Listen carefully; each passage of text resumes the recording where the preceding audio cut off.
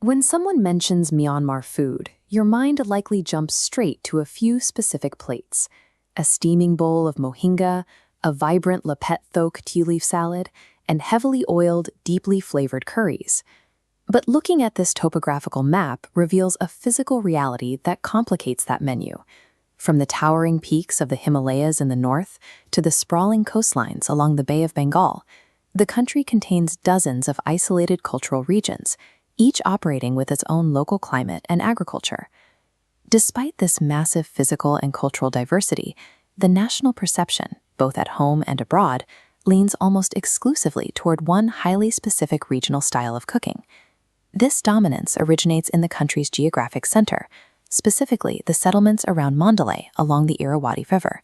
For centuries, this dry zone held the nation's population and political power. The rivers acted as ancient highways, moving people, goods, and authority outward. When a single region controls the flow of trade and population, its daily habits inevitably become the identity for the rest of the nation. This central region is the historical heartland of the Bamar people. For generations, it has served as the cultural epicenter of Myanmar. High demographic density naturally leads to bustling commerce. Thousands of people interacting in these central marketplaces meant that specific ingredients and cooking methods were constantly being exchanged, refined, and packed onto boats. As merchants and travelers carried these goods outward along the trade routes, they brought their local dietary habits with them. Over time, the ingredients preferred in the center naturally standardized the pantries of the surrounding areas.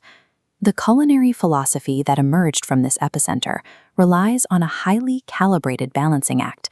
Cooks here aren't aiming for a single, overwhelming note. Instead, they construct a precise flavor matrix. Every dish requires a careful tension between sour, sweet, oily, and intensely aromatic elements, like garlic, ginger, and fermented fish paste, all fighting for space in the exact same bite. Ultimately, cultural dominance comes down to numbers. The region with the most people, the busiest markets, and the widest reach sets the standard menu for everyone else.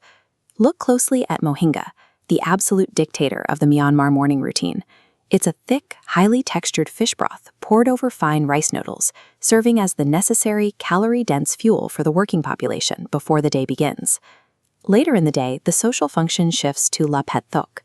Historically, this mixture of fermented tea leaves, fried beans, and oil served as a formal peace offering, eaten together by hosts and guests to resolve disputes and forge connections. But the ultimate anchor of the daily diet is rice.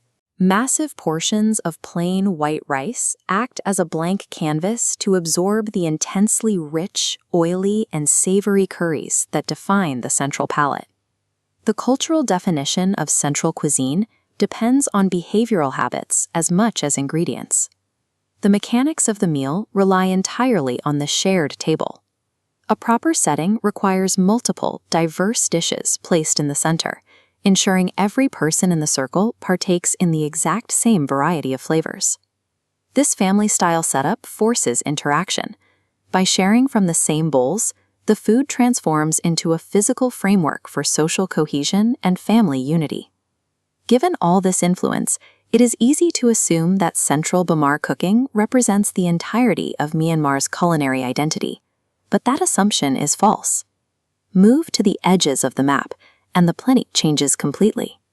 In the northern mountains, Cuisine dishes feature clear, earthy, herbaceous soups that look and taste nothing like a thick red Bamar curry. Over on the western coast, Rakhine food leans heavily on intensely spicy, sour seafood. These regional cuisines are fiercely independent. They evolved using entirely different environmental resources, relying on whatever the local mountains, forests, or oceans could provide. This central style serves as the foundational blueprint for the country's culinary identity. That central blueprint provides a base culinary language.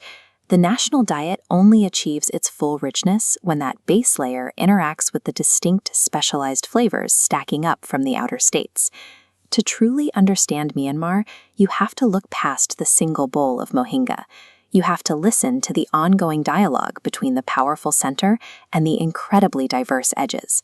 So the next time you encounter a Myanmar table, Which flavor profile, from the center to the borders, are you going to pull up a chair